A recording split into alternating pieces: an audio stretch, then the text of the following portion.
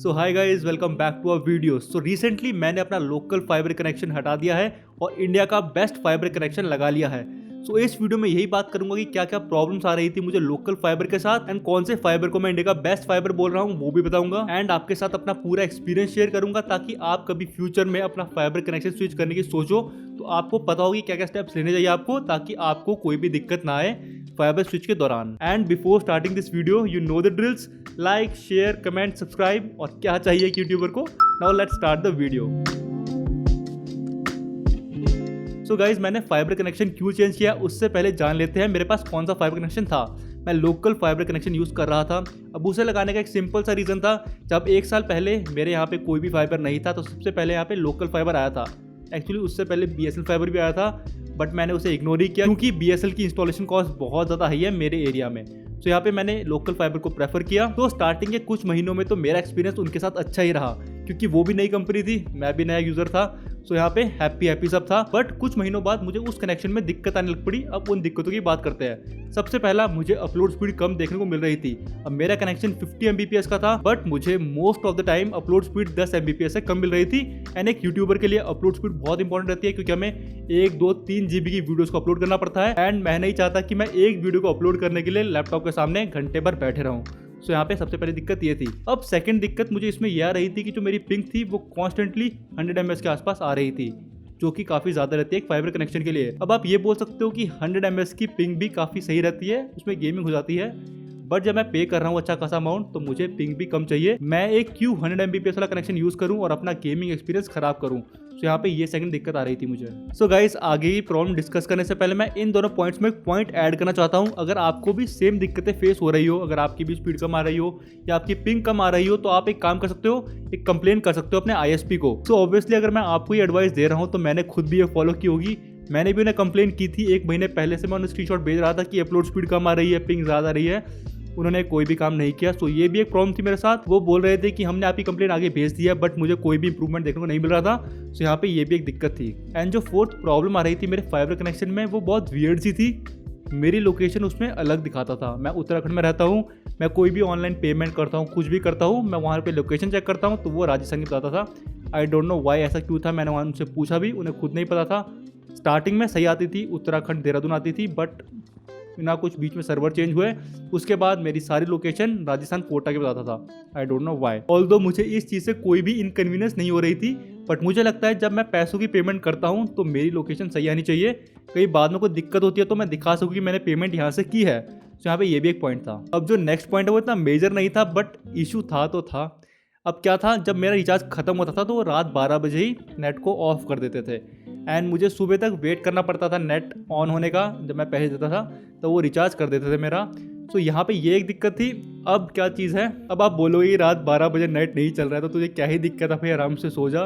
But you never know कि आपको नींद कब नहीं आ रही है, कब आप काम करते करते आप लेट हो गए एंड आपको रात को वीडियो अपलोड करनी है। सो यहाँ पे वो एक दिक्कत आती थी मुझे। महीने में 1 बार आती थी बट आती ज़रूर। तो लास्ट में 3 पॉइंट्स को एक साथ कवर कर लेते हैं। सबसे पहला, नो ऐप सपोर्ट। ऐप थी उनकी बट बहुत बेकार थी। समझ लो आप लोकल वेंडर की कैसी ऐप होगी वो ऐसी थी। बेसिक इन्फॉर्मेशन देते थे कि कौन सा प्लान है, ढंग से कोई डाटा नहीं मिलता था एंड मैं अपने आप भी उस ऐप में अपना रिचार्ज नहीं करा पाता था। मुझे रिचार्ज करना है तो मुझे कॉन्टैक्ट करना पड़ेगा अपने जो लोकल वेंडर है उसे। एंड सेकंड, उन्होंने मुझे सिंगल बैंड राउटर दिया था स्टार्टिंग में। अब ड्यूल बैंड के वो एक्स्ट्रा पैसे मांग रहे थे। एक्चुअली पैसे तो सिंगल बैंड के ही मांग रहे थे बट उन्होंने बोला सिंगल बैंड राउटर हम आपको फ्री में दे देंगे बट एक कंडीशन है, जब आप कनेक्शन हटाओगे तो आपको वो वापस करना पड़ेगा, जो कि मैंने वापस कर दिया। इससे मैं आपको भी एक एडवाइस दूंगा, जब आपका लोकल वेंडर आपको स्टार्टिंग में बोलेगा कि हमसे राउटर खरीद लो, तुम्हें बहुत फायदा होगा इससे। जब तुम फ्यूचर में दूसरा फाइबर कनेक्शन लगाओगे तब ये राउटर तुम्हारे काम आएगा।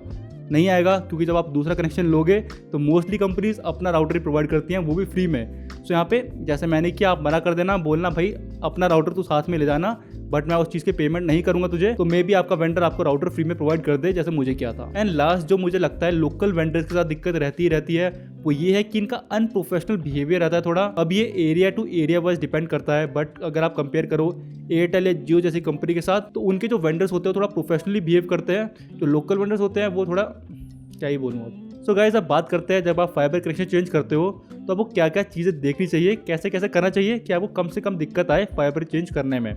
सबसे पहला, जब भी आपको करंट फाइबर कनेक्शन से कोई भी दिक्कत आए, इसका मतलब ये नहीं कि आप सीधा अपना फाइबर कनेक्शन चेंज कर दोगे।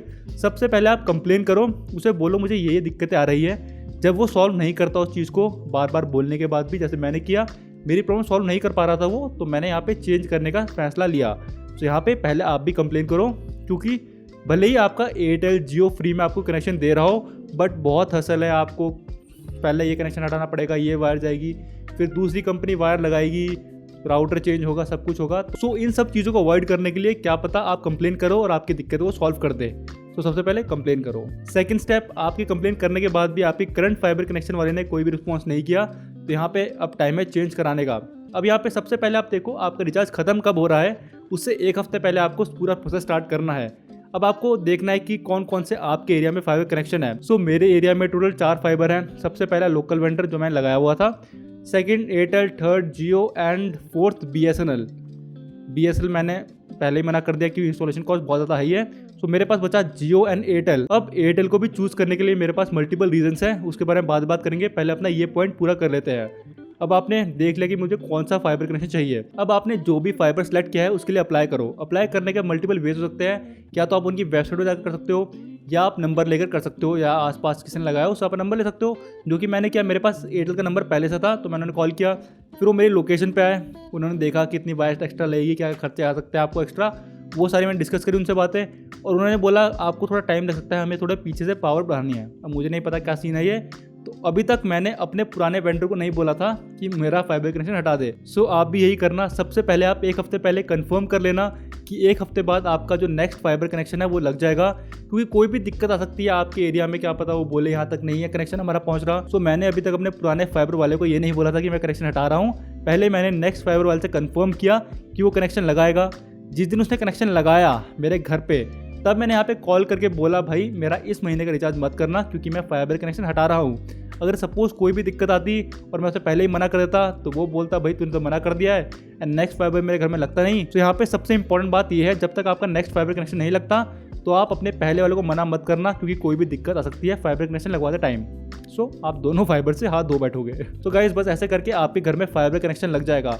अगेन रिमाइंडर, ये सारे काम एक हफ्ते पहले स्टार्ट कर देना, क्योंकि कई बार टाइम लग जाता है। एंड सेकंड, जब आपके घर में नेक्स्ट फाइबर कनेक्शन लग जाएगा, तब पहले वाले को मना करना भाई अब मेरा रिचार्ज मत करना, कनेक्शन हटा दे मेरा, तभी आपको सबसे बढ़िया एक्सपीरियंस रहेगा। तो ये सब चीज़ें ना हो आपके साथ, तो इस चीज़ को आप फॉलो कर लेना। तो गाइस बस इतना ही था। मेरे यहाँ पे लग चुका है एयरटेल फाइबर कनेक्शन, एंड मैं एयरटेल फाइबर के ऊपर मल्टीपल वीडियोस लाने की सोच रहा हूँ, जिसमें मैं आपको बताऊंगा अपना पूरा एक्सपीरियंस, इंस्टॉलेशन, प्लान, सब कुछ कवर करेंगे उसमें। सो आप ये वीडियो उस चीज़ का आप एक पहला पार्ट समझ सकते हो। तो बस इस वीडियो के लिए इतना ही था। अगर आपको इन्फॉर्मेटिव लगी हो, so please like it, subscribe the channel and see you in the next one. जय हिंद।